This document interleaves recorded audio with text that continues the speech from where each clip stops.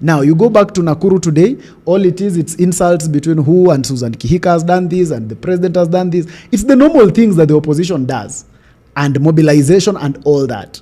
Now, I look at it, even their newest sense of hope, who is Joachim's friend, and he'll not be happy when I mention him, Edwin Sifuna. When pushed to the point of an agenda. I was so disappointed with Sifuna and Babu Owino. Where? Again, first of all, let me start with Babu Owino. But can I finish what I was saying? Mimi nitakupea nafasi sahi. Mimi sitakaa kama Joaquim.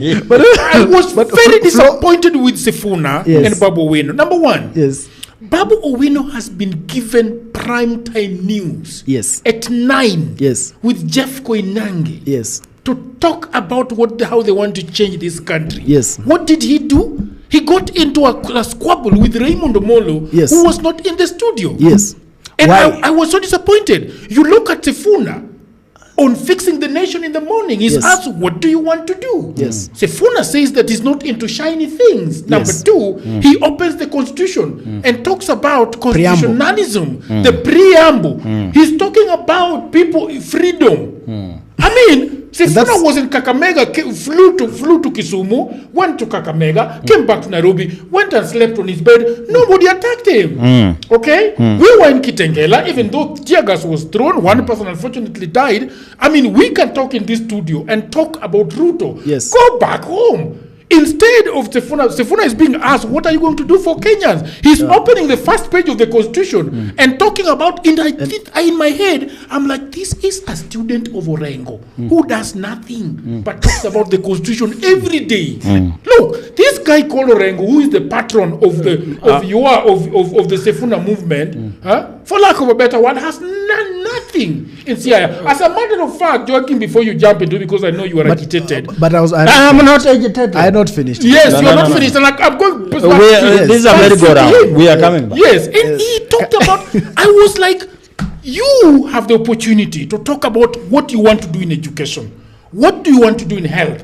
What do you want to do with in every facet of this economy? And you are talking about you are not into shining things. Then you open a book of the Constitution and talk about the preamble. You see, I was shocked. But no. You see, you need to be very understanding in this case. Can he finish and then you come back? Then you can come. I'm just saying that as a Kenyan, I was very disappointed because they couldn't articulate, and he joined Matiang'i, who is saying nothing. Munyoro, who is saying nothing, Kalonzo, who is saying nothing, Eugene Wamala, who is saying nothing. All of them are saying nothing. Now that disappointment is what I was coming to, Jagero, because I was trying to tell you that when it comes to the conversation about an agenda, it is so hard. United Opposition have failed at it. They can't even start it.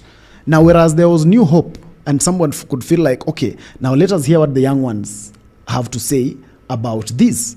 It was rather unfortunate again, because Edwin Sifuna, again, on realization that you cannot, he actually admitted it himself and said, it is not about the stadium. It is not about Shah.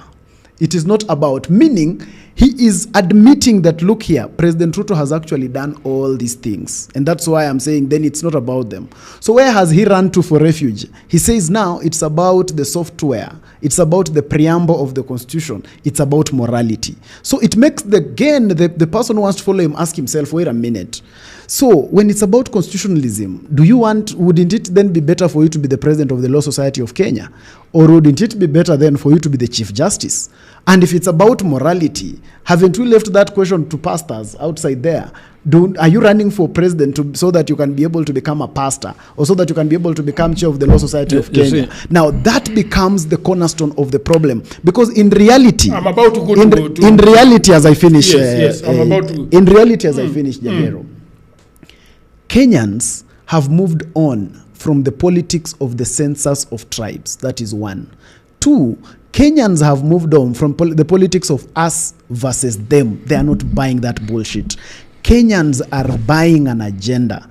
They are buying a plan. They are buying a strategy. Anything away from that will not give you votes. That's why even if I say Wanjigi has a semblance of an agenda, it cannot give him votes from his home, his bunker, where he is seated.